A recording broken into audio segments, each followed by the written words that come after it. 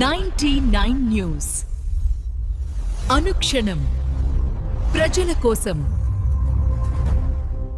ఈ రోజు ఖమ్మం జిల్లా పెనుబలి మండలం లింగగూడెం గ్రామానికి చెందిన కంచపు చిన్న వెంకన్న అనే రైతు మేకకు అరుదైన కాన్పు చేసిన సత్తుపల్లి 1962 సంచార వాహన సిబ్బంది.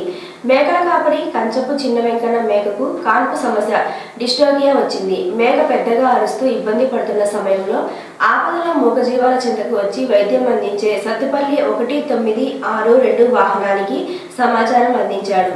సమాచారం అందుకున్న సత్తుపల్లి 1962 వాహన సిబ్బంది పేరావిట్ పశు వైద్యుడు మల్లెల జగదీష్, హెల్పర్ సహాయకుడు షేక్ సుబానీ, డ్రైవర్ వేమూర్ మహాకవి హుటాహుటిన సంఘటన స్థలానికి చేరుకున్నారు.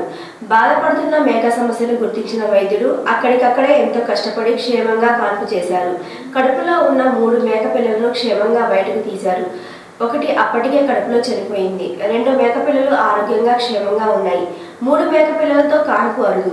సత్తుపల్లి 1962 పశు సంచార వాహన సిబ్బందిని రైతు కాపరి చిన్న వెంకన్న, లింగగూడెం గ్రామస్తులు, 1962 జిల్లా మేనేజర్ ఆవులూరి దుర్గాప్రసాద్, 3 జిల్లాల్లో ఉన్న 108, 102, 1962 పశు సంచార వాహనాలు FHS లను 24 గంటలు పర్యవేక్షణ చేస్తున్న ప్రోగ్రామ్ మేనేజర్ షేక్ నజీరుద్దీన్ని అభినందించారు.